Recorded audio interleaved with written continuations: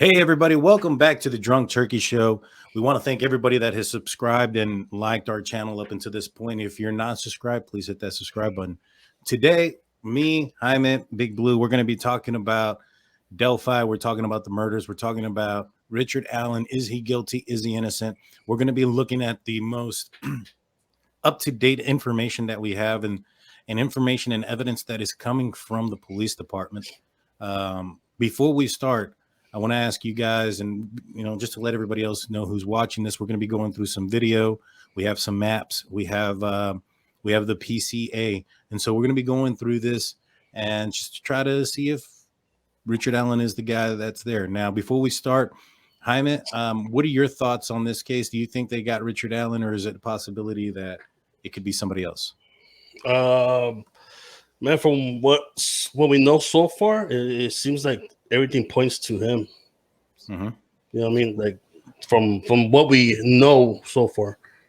Exactly. What about you, Big Blue? Are you swayed one way or the other before we look into this evidence deeper?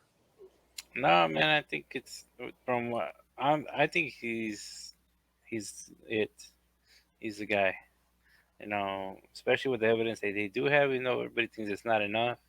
I think it's enough. Yeah, and we're going to go through that. So the first thing that we want to tackle on and what we're going to be discussing today is the timeline and how Mr. Allen and when and where he showed up on the bridge. He admitted to being on the bridge at one point. He admitted to seeing a couple of juveniles. Let's break it in. Let's break it down. And so I'm going to share this, and we're not going to go through it in chronological order. We're going to go through it in an order that makes sense, right? And we're going to go through, not in what I mean by chronological order either is because if we go in the order in which it's displayed on the PCA, it's kind of all over the place. So let's kind of go in order and time frame. And so right here, it says interviews were conducted with 3 juveniles, blank, blank, and blank. They advised they were on the Monhan High Bridge Trail on February 13th, 2017. They advised they were walking on the trail toward the Freedom Bridge to go home when they encountered a male walking from the Freedom Bridge toward the Monhan High Bridge. Juvenile 1 described the male as kind of creepy and advised he is wearing like blue jeans and like really light blue jacket. And his hair was gray, maybe a little brown, and he did not really show his face. She advised the jacket was a duck canvas type. Juvenile 1 advised she said hi to the male, but he just glared at them. She recalled him. Oh, wait, no, I'm sorry. Juvenile 2 said that she advised that she said hi to the male subject, and he just glared at them. She recalled him being in all black and something covering his mouth. She described him as not very tall with a bigger build. She said he was not bigger than 5'10". Juvenile 2 advised he was wearing all black hoodie, black jeans, black boots. She stated his hands were in his pockets. Juvenile 3 showed investigators photographs she took on her phone while she was on the trail that day. The photographs include photo of the Monhan High Bridge taken at 12:43 p.m. and another one taken at 1:26 p.m. on the bench east of the Freedom Bridge. Juvenile 3 advised she took her photo of the bench. She advised after she took the photo of the bench, they started walking back towards Freedom Bridge. She advised that's when they encountered the male who matched the description of the photograph taken by the victim 2's video. Juvenile 3 described the man that she encountered on the trail as wearing blue or black windbreaker jacket. She advised the jacket had a collar and he had his hood up from the clothing underneath his jacket. She advised he was wearing a baggy jeans and said that he was taller than her. She advised her head came up to approximately his shoulder. She advised Juvenile 2 had said hi. Remember, she had referenced that earlier. Juvenile 2 said hi to the man, and she said nothing back. He said nothing back. She stated he was walking with a purpose, like he knew where he was going. She stated he had his hands in his pockets and kept his head down. She advised he did not get a good look at his face, but believed him to be a white male. The girls advised after encountering the male, they continued to walk across the Freedom Bridge towards the old railroad bridge over Old State Road 25. And so right here, we have 3 juveniles that are saying that they encountered a male subject, just one, a man. There's different descriptions of the male subject. In my opinion, that's because they're interviewing them independently and separately, which is the way you want to do it, to make sure that they have this, the same story without them corroborating, their story together. Yeah. And so they all described one man and one person had pictures that gives us a time frame. And so let's look at the map of the area. This is Delphi. This is the Monon Trail. This is the start of the trail.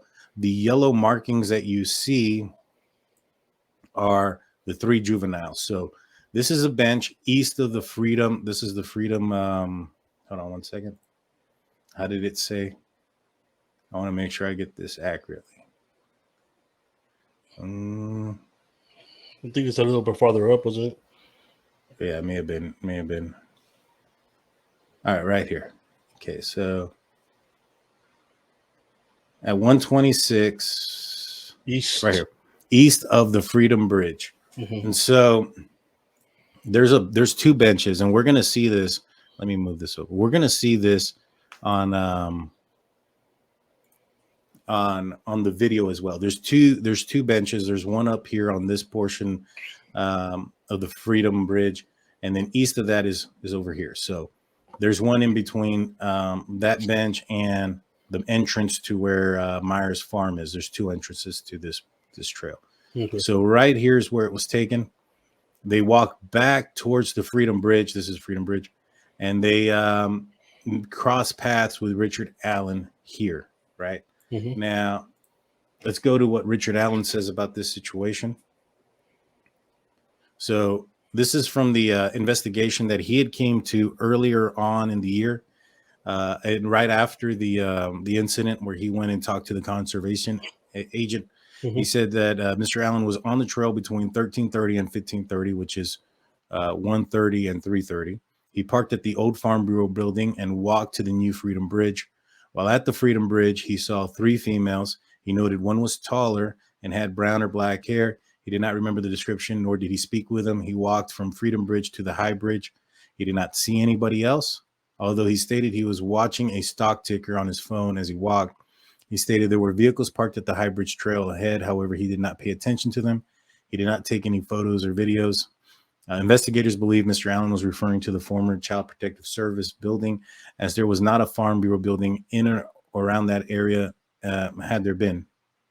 Investigators believe the females he saw included the 3 juveniles due to the time they were leaving the trail and the time he reportedly getting to the trail, and the descriptions of the 3 females. Right, and so that's one thing there. Investigators discovered Richard Allen owned 2 vehicles in 2017, a 2016 black Ford Focus and a 2006 gray Ford 500.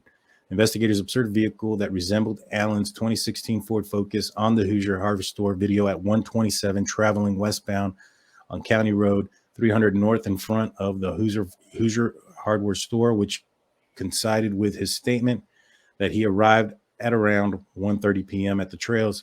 Investigators noted that witnesses described a vehicle parked at the former Child Protective Services building, a PT Cruiser, small SUV, or smart car. Investigators believe that those descriptions are similar in nature to the 2016 Ford Focus. So if we come back here, this is the 300 West North, right? This is just one second. This is the Hoosier Hardware Store that has the video of the lady passing. Yeah, I mean of the potential vehicle passing. Was that only one camera, or was there multiple cameras that caught the vehicle? From what I understand, it was just one. It doesn't speak of multiple vehicles. Okay. All right, and so it was traveling this direction. Here is the old CPS building. All right, so we got a video here that I wanted to show you guys, and we'll kind of go through it at the same time. This is an actual walkthrough of the Monon Trail from Freedom Bridge towards the Monon Trail. Now, this video, it takes approximately 13 minutes to get from this part of the bridge, or from the entrance of the trail to the Monon High Bridge. Okay, so we'll keep that in track. 13 minutes to get through the entire thing. I have this sped up a little bit, and so this video is going to be significantly faster. I have it sped up quite a bit. Yeah. But this is where you Walking enter or the on a trail. bike? What's that? Are they walking or on a bike? They're walking, but I have it sped up, so it looks like Okay. they might be on a bike. All right, so right about right here is where the juveniles came in contact with Richard Allen, right? Yeah. It's pretty dense now that you look at it. Yeah, it definitely is. I'm gonna slow it down a little bit just because I think it might be a little too quick. And so this is the direction towards the Monon High Bridge. You know, one of the questions that I had when we were breaking this down before was there any other trails on this trail where somebody else could have been on the trail that you just didn't know, going back and forth to the bridge, right? Yeah. And so, yeah, we definitely see how this is extremely dense and wooded. Now, it takes approximately about 5 minutes. Hold on. It takes about 6.5 minutes to get to the bench. Okay. And so right here upcoming is going to be the first bench that they have. So what I noticed is that I would have thought the trail was a little bit wider, and the witnesses saw bridge guy, right? Apparently, Yeah. and it's actually pretty narrow, so they got a good look. I'm surprised they didn't get a better look at his facial features. You know what I mean? Right. Now this here has been widened since the murders. Oh, so it's even more narrow. Yeah, this has been widened since then. And so it's been paved. It used to not be paved. So they were in pretty close contact with bridge guy then passing through. Yeah, whoever passed through here passed pretty close to him if they saw him. This is the first bench that they were referring to. Now, from what I understand, and I wrote all this down, that it took approximately 6 minutes to get from the entrance of the trail to that second bench. It was about 6.5 minutes. Nice and then trail. it was about, yeah, that's getting me confused. Or dizzy. Then it took about 5 minutes to get from the bench to the Monon High Bridge. So in total, it's about 12 minutes. Yeah. Okay. And so we're about to come up to, right here is the bench that the girls took a picture at 126. Right. It's broken now. It's broken now. It's Promise, I did not sit there. Now, what I can tell is, based on this guy who was walking this trail, right? It took him about 12.5 minutes to get, 13 minutes to get from the entrance to the exit. Now, these girls walking back probably are going to be walking at a little bit slower pace. They're not moving with a purpose like they said that Richard Allen was moving. They're talking with each other, probably on each other's phone. So I'm estimating that they're probably going to be somewhere around probably about 9 to 8 minutes, right? And so if they took the picture at 1:26 p.m., that puts them right here at the entrance at 1:33. Right? So that's about, what is that, like 8 minutes? 9? Now, let's measure this up in total. It's about, a third of a mile, right? Now, if, let's just say the person that walked this trail in 6 minutes was walking at the same pace as Richard Allen was, it would have taken, to get from the CPS building there, it's about half of the distance. So you're looking at 0.15. That's taken probably about 3 minutes or so. So,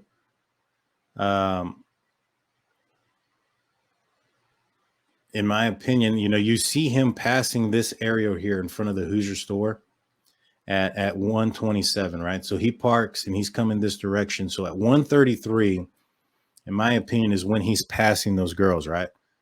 And so if it took him 12 minutes and if he was, or 13 minutes to walk straight from from here to the Monon High Bridge, what time does that put him on the bridge? We had 133 plus 13. That's what, 146? Yeah. Okay, so that puts him at 146. Let's go back here. And so right here it says investigators spoke with blank, who advised that she was on the trails. And I'm guessing this is an adult because she was driving. It says investigators spoke with adult witness 1, who advised she was on the trails February 13th. A video from the Hoosier Hardware Store captured that her vehicle traveling eastbound at 1:46 p.m. towards the entrance across from Myers Farm. The adult witness advised that she saw 4 juvenile females walking over the bridge or on the bridge over Old State Road 25 as she was driving underneath on her way to park. I believe she probably meant 3 or thought she saw 4, but it was probably the 3 juveniles that we saw earlier who were on Old State Road 25.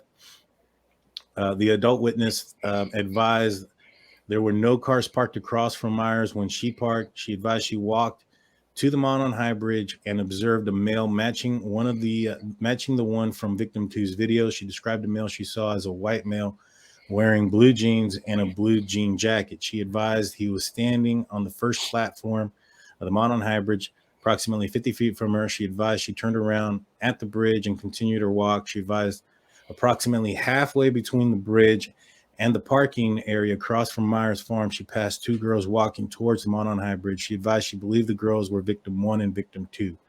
Video from the Hoosier Hardware Store shows at 1:49 a white car matching Libby's sister's vehicle traveling away from the entrance across from Myers Farm.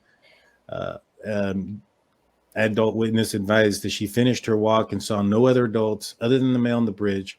Her vehicle was seen on the Hoosier Hardware Store at 2:14, leaving westbound from the trails. She did advise that as she was leaving, she noted a vehicle parked in an odd manner at the Old Child Protective Services building. Said it was not odd for vehicles to be parked there, but she noticed it was odd because the manner it was parked back in near the building. And so this lady here is saying that, and I have her marked in purple. And so right here, adult witness is traveling eastbound.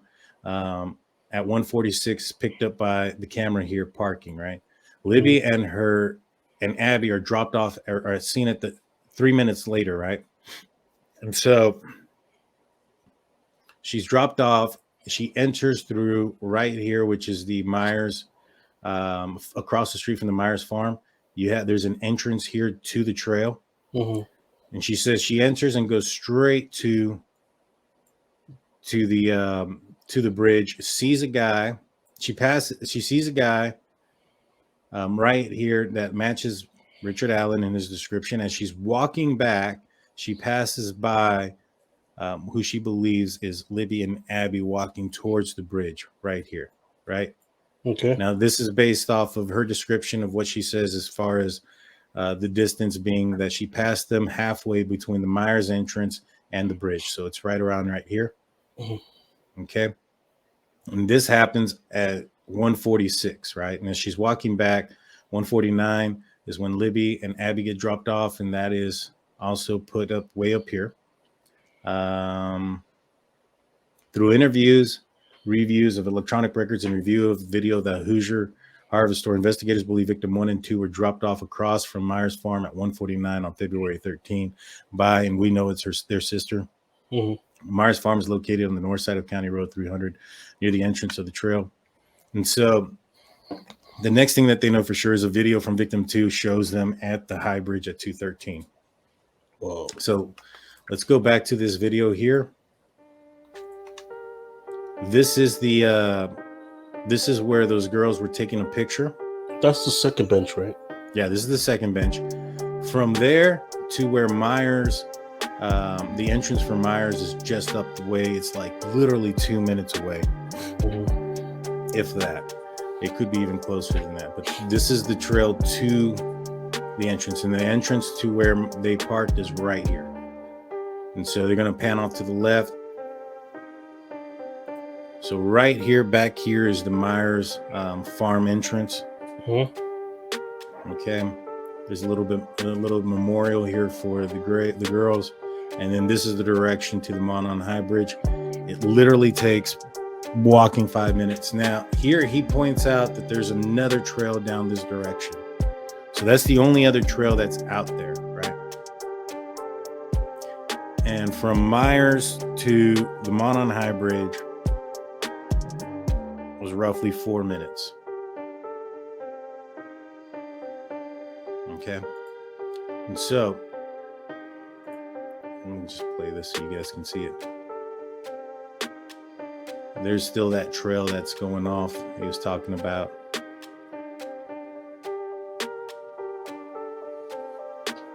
Now this is also back, when this is taken, I think this is taken kind of in the summer or spring. In February, there wouldn't have been so much, it wouldn't have been as dense. It would have been pretty bare out there.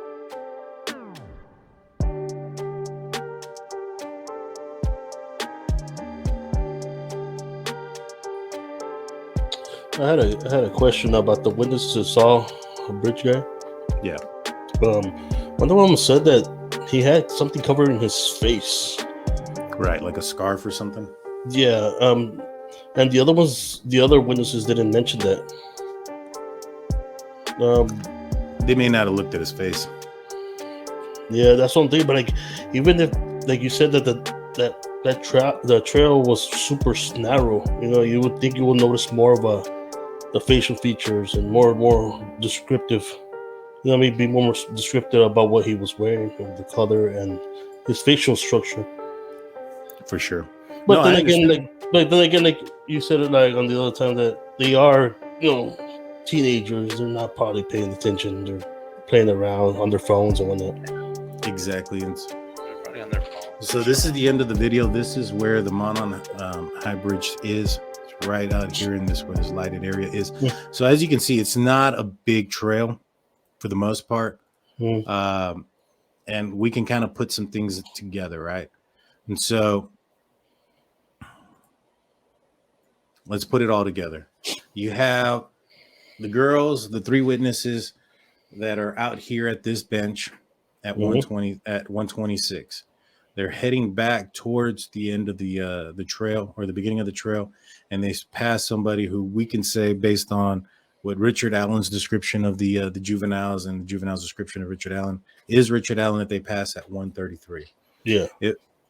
We can assume that if he walked straight, as he said in his statement, that he was out on the trail and on the Monon High Bridge 13 minutes later, which would put him at 146. At 146, that is when the adult female is passing Hoover Harbor Store and parking at this location, right? Yeah. She gets off and takes a 4-minute walk from Myers, which is not that far. Watch, this is where it starts, more or less, to the Monon High Bridge is a 1/4 mile. So it's about a 4 to 5 minute walk. Yeah. All right. So she walks this direction, sees Richard Allen or somebody on the bridge that matches Richard Allen, and then turns around, walks back, and is seeing Libby and Abby walking towards the Monon High Bridge. Yeah. So I can guesstimate that based on that description right there, this witness that saw both Libby and somebody on the Monon High Bridge saw the killer, right? Yeah. Now, is that killer Richard Allen? Now, in my opinion, in order for it not to be Richard Allen, because what Richard Allen says in his statement, and we'll go through it. Investigators discovered Richard Allen. Hold on, let me see. Right here. On October 13th, 2022, Richard Allen was interviewed again by investigators. He advised he was on the trails on the 13th of 2017. He stated that he saw the juvenile girls on the trails east of Freedom Bridge and that he went into the Monon High Bridge. Richard then stated that he went onto the Monon High Bridge to watch the fish. So he puts himself on the bridge. Later in his statement, he said that he walked out to the first platform of the bridge. He stated he then walked back, sat on a bench on the trail, and then left. So there's 2 benches on the trail. Both of them are past. If you're going back towards the entrance of the trail, they're past the Myers farm entrance, right? Yeah. He told investigators that he was wearing the blue jeans, blue or black cardin hat with a hood. He advised that he'd been wearing some type of head covering as well. Further claimed that he saw no one else except for the juvenile girls east of the Freedom Bridge. He told investigators that he had firearms and that he owns firearms and that they're at his house. Richard Allen's wife, Kathy Allen, also spoke to investigators. She confirmed Richard Allen did have guns and knives at the residence. She also stated that Richard still owns the blue Carhartt jacket. And so let's pull this back out. So we're thinking that Richard Allen is here at 146. Now remember, from here to the to Myers, it's a 5-minute walk. It's a 5-minute walk, 5.5. So if he walked on the bridge, turned around, and walked straight back out, that's at what? So if he was there at 146, that's 151. Yeah. That's 2 minutes after, or that's well after the witness in purple pulls up, parks, and walks out, because she doesn't say anything about anybody else walking back that direction, walking out, right? Yeah. She says that she sees somebody out here, and then she sees Libby and Abby walking towards them. Now at 2:13, there's a video taken on the bridge, and these girls are on the opposite end of the platform. Yeah. Right? Mm-hmm. Now we've seen how bad that platform looks. It's not going to be a quick walk. Right. Not at all. You gotta watch where you're going on that bridge. Right, yeah. Exactly. So if this is not Richard Allen, right? So in my opinion, if Richard Allen says he never saw Libby and Abby, that means he had to have been past the Myers entrance right here before 147. And that gives at 146 is when the witness is passing the Myers Park to Hoover store.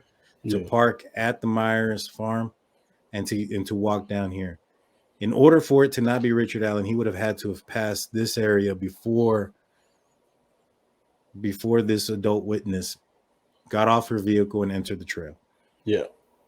And so we have a window because, like we said, unless he ran after he saw the females here. He doesn't look like a runner. Yeah.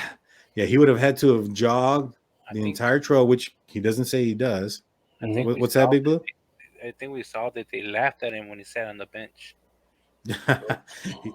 Maybe. So unless they ran, which I doubt. Yeah. That puts him here. The time frame in which it doesn't. There's no way it could be anybody else. Yeah. His timeline and the witness's timeline match pretty good. And the crazy part about it is everybody else witnessing him and witnessing, like they coincide with each other's stories, but he didn't see the girls, and that's crazy because they were walking right towards him. Right, and the other thing is that this witness in purple says that she continues to walk the trail, right, and she leaves at 2:15 or 2:14. And doesn't see Richard Allen sitting on the bench when she passes. Yeah. She leaves at 2:14. He claims he's out there until 3:30. And nobody ever sees him. She doesn't see him walking back. She passes and doesn't see him walking back. Now, here's the trippy part and the scary part for me, guys. This lady sees him on the bridge. When there are pictures that the young ladies, Libby and Abby, take on the bridge, and Richard Allen isn't in sight. I think that when this lady, we're just going to call her in purple because we have the purple markings for her. Yeah. When she turned around and walked the other way, I think Richard Allen turned to walk after her. That could be a possibility. And then turned around and walked back when Libby and Abby passed by. I mean, even if he said he left, Richard Allen said that he left the trail at 3:15. You said at 3:30. 3:30. Man, he arrived at 1:45. 1:30. 1:30. Man, how many times can you do that the trail in that time? Yeah, and the thing is, after 2:15, nobody sees Richard Allen on the trail. Yeah, I wonder why. I wonder where he was at. Yeah, I mean, just based on the timeline and the timeline that he gives as the time that he arrives, the distance it takes for them to go this direction, it just doesn't make any feasible sense that that he is not the guy that witness in purple sees here. Mm-hmm. And she sees Libby and Abby pass them heading towards the bridge, Yeah. halfway between the Myers and the bridge. And so, like, the window there doesn't make any sense for it to not be him. Now, do you think that potentially that's why they think there's more than one person involved, because of how close the time it was from the time that Richard Allen arrived there to the time that these girls arrived there? Because literally he's on the bridge at 1:46. Yeah. The girls get dropped off at 1:49. So he's on the bridge 3 minutes earlier. Yeah. You know, if this was a crime of opportunity, that opportunity came really, really fast. What do you think? It's too small. It's too small of a window for it to be just an opportunity. Yeah. What do you think, Big Blue?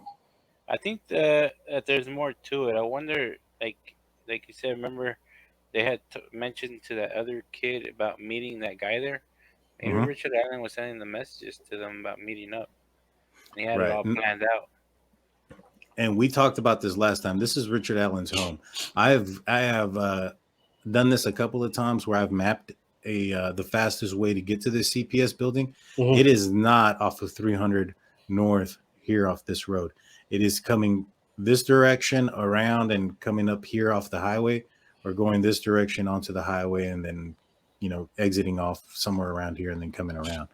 Going this direction doesn't make sense. Now, why would he be coming down this road? Ronald Logan lives right here. Mm-hmm. So that could give some, maybe he was meeting with Ronald Logan. Out here in, where is it? Peru, somewhere in this direction, is where, there it is, Peru, is where Kegan Kline lives. And so if he was coming from this direction, it would have been the highway and then down this direction and then around over here. It still wouldn't be going this direction. Now, I found a trail over here. There's a walking trail back here that leads to this road, that if he were to have been on this road and gone directly to this trail, would have lent him this direction. To pass in front of the market, right? Right, to pass in front of the Hoosier Harvest Store. My thing is, why would he have to drive that direction? There's a trail that if he left that trail and came back this direction, he would have crossed right in front of. Now, a lot of people have talked about what he was wearing and his clothing being, you know, a lot of folks have thought, including ourselves, that the perpetrator was out there for a significant amount of time. It was an unseasonably warm day. You know, based on his clothing, he'd been out there since the morning. Is it possible that he was out at a different trail out here in this direction in the morning, right? Didn't find anything, was going home. Thought I'd stop by at this trail here to see if I find anything, and then the opportunity arose pretty quick. I think those are two logical, plausible explanations. But the other thing is, too, Ronald Logan lives off this property. Now, old boy said, Richard Allen said that he's never met Ronald Logan. He doesn't know him. He's never been on that property, but that doesn't mean he's not lying. True. You know, I don't see Ronald Logan being involved, but even if he was, I mean, there's nothing we can do about that no more. He's already passed. Well, maybe. I mean, if he, in my opinion, it's not like like he went to Ronald Logan's house and they were like, hey, Ronald and Ricky, and they were like, hey, we're going to go find some random people over here. True. I think there would have been somebody else involved to facilitate the meetup at that point. Yeah. You know, I think that if there was more than one person involved, then this is not a crime of opportunity. Yeah, it was set up. Yeah, if it is one person involved, then there's that chance of crime of opportunity. But, you know, we looked at this, we looked at the trail, we looked at how much time it takes to get from one end of the trail to the other, and we looked at how there's just hardly any possible way. The window was just way too small for him to have passed. Yeah. And then for witness in purple to not have seen him walking the trail back and forth to go home. Yeah. Well, he said that all he did was sit on a bench. Yeah, I mean, you said it takes 13 minutes, around 13 minutes, right, from the start from the start of the trail to the bridge, right? Correct. So if you walk that back and forth, let's say you take what, half an hour, maybe. Mhm. And okay, Correct. so he got there at 1:30, right? Right. So he should have been out of there by 2. Well, he did say he was watching the fish and that he was sitting on the bench. Now I don't Okay. know, how long he was sitting on that bench for, but if on a trail this small, you would Mhm. anticipate, especially since the police said that they have spoken to other witnesses that were on the trail that day, Yeah, they didn't see anybody else there. They didn't see anybody sitting on the bench after 2:13. yeah. Then that's what I'm saying. Is like if that was the case, let's say he went, looked at the fish at the bridge, then sat on the bench, and then he said that he took off. I mean, he still stayed until 3:15, right? You said. Right. I I mean, mean, that's a long time. the other option is that maybe he was walking slower than anticipated, and no, see, it doesn't make any sense because the lady in purple would have saw him on the trail. I was Exactly. thinking maybe if he was walking too slow, like Mhm. super slow, or stopped out here on the trail, lady Purple. witness in purple arrives, gets down, sees the real killer out here, turns around, sees Abby walking, and he hasn't made his way out there until after 2:13. It took him that long. It took him 45 minutes to 50 minutes, almost an hour, to get from the entrance to the Monon High Bridge, so that way he can say that maybe perhaps the abduction happened prior to his arrival. However, adult witness in purple don't bring him up anywhere else on the trail, Just on the bridge. just on the bridge. And she says she walked. She was out there until 2:15 herself, 2:14. Yeah. And so if she got off here at 1:49 and she was out here at 1:55, turned around, the 13 minutes to walk back, that's Mhm. that's what, 2:13 at 1:55, so 13 minutes is 1:08, and Yeah. then another 6 minutes to get back, then that's 2:13. 2:13. And they see her leaving at 2:14, Yeah. and so everything kind of matches up as far as the time frame goes. Yeah. How I believe the witness in purple got there, saw him on the bridge. She walked back to the start of the bridge. Richard Allen followed her the same way, saw Libby and Abby, passed them, and then went back towards the bridge after the girls got on the bridge. yeah, That's what it sounds like. and there's a picture of the girls way out here on platform 6, I believe, and there's a picture of Abby going back door, looking at this direction, and there's nobody on there. And so it took them some time to get there. Mhm. If they were dropped off at 1:49, right? Yeah. And it took them 5 minutes to get there. It's 1:56, 1:57. You're looking at like 20 minutes to cross this bridge from 1:57 to 2:13. Yeah. And so that makes sense. Yeah. If he was here and turned around and followed that other lady, he may not have caught up to her, passed those girls, saw those girls, knowing that the trail was closed at the end of it, Mhm. used that as his opportunity to go do what he did. Yeah, like the 20 minutes does sound possible because the bridge, like we said, it's in real bad condition. You got to take your time to see where you're stepping at, because if not, it's a straight drop from up there. Yeah, no, yeah, for sure. And we've seen people, take videos out there, and they're taking their sweet time crossing across that because it is dangerous. Yeah, And so, these are also little girls and things of that nature. So, they may have been out there before, but they're not somebody that's been on that trail as long as, for instance, possibly Richard Allen, who's lived in the area for a while. hmm And so, in my opinion, this timeline pretty much sets it in stone. What do you think? I mean, I think they got him dead to rights. I believe so, man. Especially with all the timeline that the witnesses, including the witness in purple, and even through Richard Allen's own timeline, it Yeah. fits to a certain point that he can't deny that he was there. He had to see those girls there.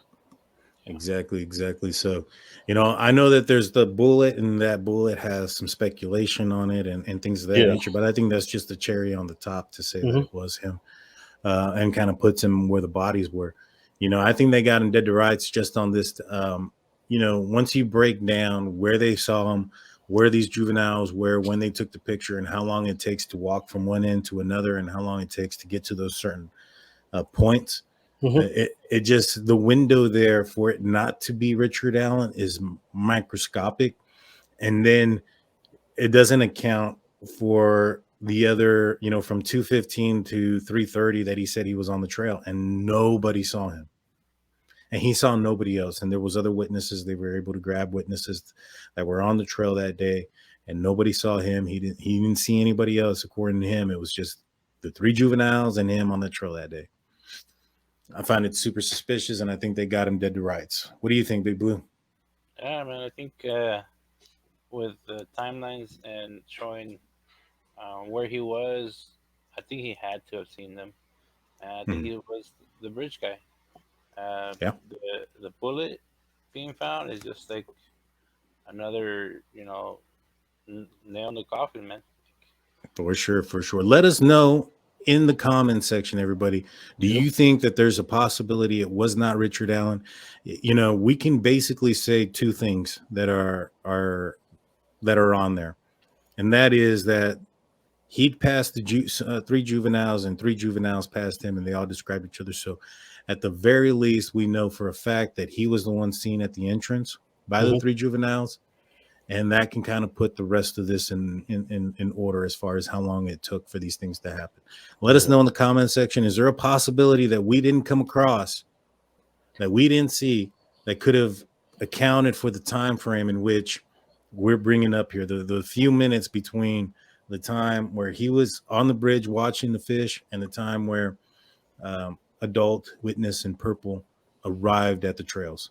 Is there a moment there that you guys think he can get to? Is there another trail out there that we didn't see, that somebody else could have been lurking and Richard Allen could have gone down? Although he doesn't say it anywhere in the PCA that he went down any other trails. Let us know in the comment section. Please hit that subscribe button. Please hit that like button. That way this gets moved and monetized out to everybody. A lot of times that this content gets demonetized, because of the type of content that we get. So it would be grateful and helpful if you guys share the content. Yep. If you guys have nothing else, that's going to be a wrap. We'll see you That's it. guys tomorrow. Peace.